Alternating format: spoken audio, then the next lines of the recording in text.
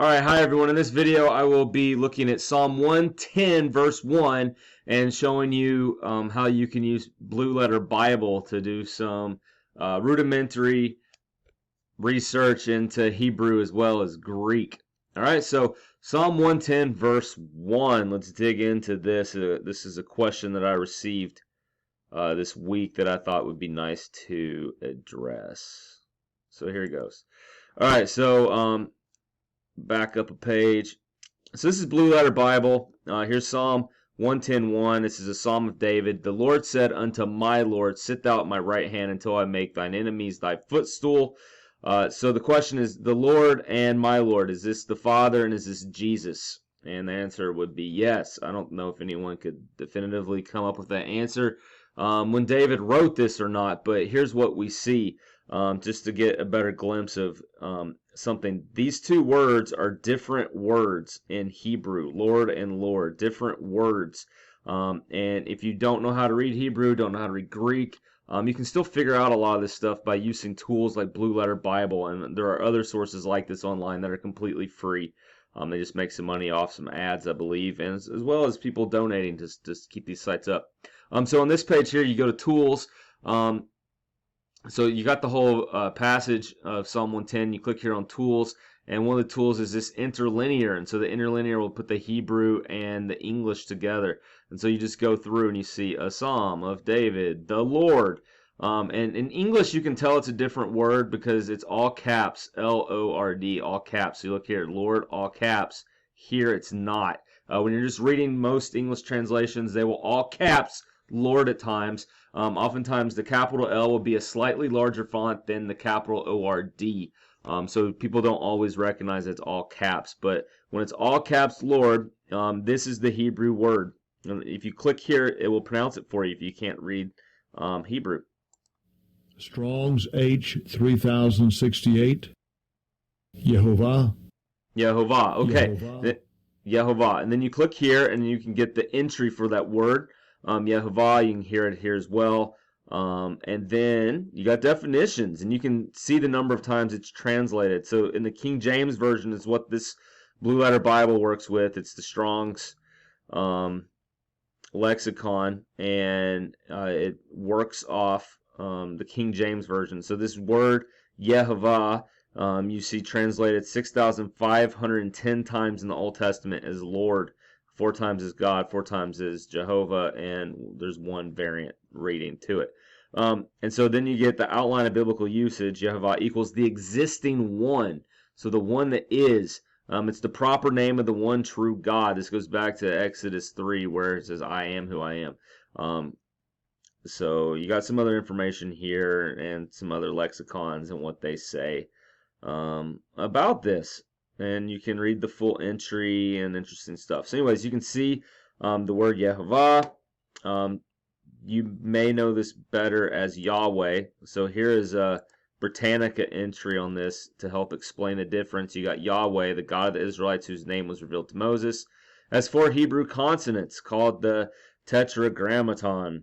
And you slide down a little bit, and you can see the Masoretes, who from about the 6th to the 10th century worked to reproduce the original text of the Hebrew Bible, replaced the vowels of the name Yahweh with the vowel signs of the Hebrew words Adonai or Elohim. Latin-speaking Christian scholars substituted the Y, which does not exist in Latin, with an I or a J, the latter of which exists in Latin as a variant form of I. Thus the Tetragrammaton became the artificial Latinized name Jehovah.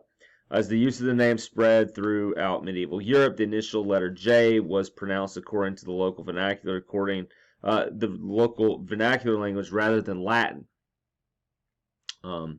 Although Christian scholars after the Renaissance and Reformation periods used the term Jehovah for Yahweh, or these 4 consonants, in the 19th and 20th centuries, biblical scholars began to use the form Yahweh.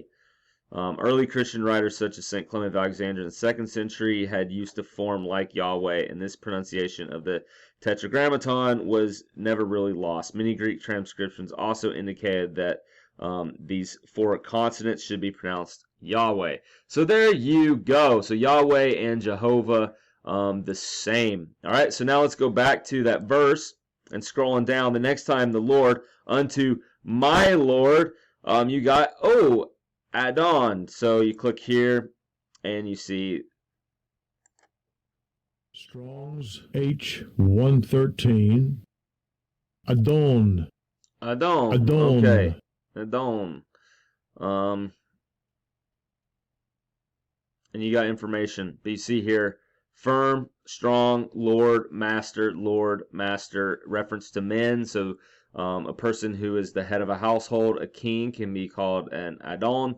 Adonai is the name I've typically kind of heard there. And they could also be used in reference to God, or just lords or kings, governors, princes, kings. You got the whole list here, and you got the various times in which it's translated within the Bible. So if you go back then to this verse one more time, you see the Lord said unto my Lord. And so this is David speaking. And so David, being the king put in place by Yahweh, who would be David's master above him. Obviously the Lord, Yahweh, but who is this other my Lord? So you see that there would be two superiors above David. The Lord, Yahweh, and David's Lord, Adon.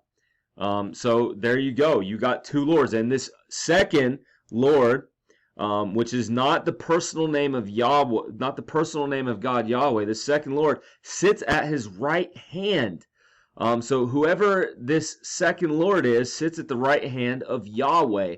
Both the Lord, Yahweh, being above David, obvious, he's Yahweh. But then this other Lord being above David, though not having this personal name Yahweh. And so the Lord said unto my Lord, sit thou at my right hand until I make thine enemies thy footstool. So being at the right hand of Yahweh would put the second Lord in this verse being on a divine level, divine status next to Yahweh. And as Christian believers, knowing the full complete story of Scripture, we know that this would be referring to Jesus, which is really great. And then Blue Letter Bible has commentaries, various ones that you can look at that can probably affirm, yes, this is how people have understood this to be both the Father and Jesus speaking here. Anyways, hopefully this was helpful to you watching this and has given you another tool that you could use in your research and study in case you ever stumble across a passage where you are finding that English translations have quite some variance in reading. You could go to a source like Blue Letter Bible and probably pick out like, okay, this is the section which is difficult to translate. And if you go back once more to Blue Letter Bible here, you can get with some of these words, let's see,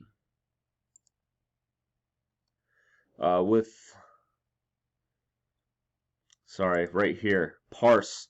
So some words you would parse, you would click here and it can tell you the form here. It's the stem is the call, aspect is imperative, the call imperative verb form occurs this many times. So then you could look up on Google, what does call imperative mean in Hebrew, and then you can get a better understanding of how this word for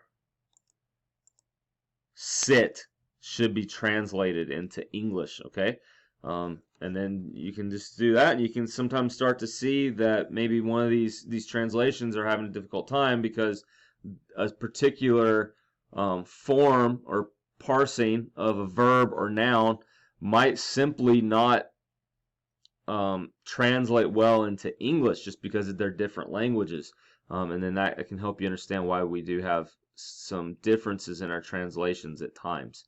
Anyways, guys, God bless. Hopefully that was helpful. Maybe longer than you wanted to know about just how to understand this passage. The Lord said to my Lord. But very interesting. You go to Hebrew, you can tell it's two different words being used there. And the English does key that off by doing all caps on the first Lord anytime it's the personal name of God, Yahweh.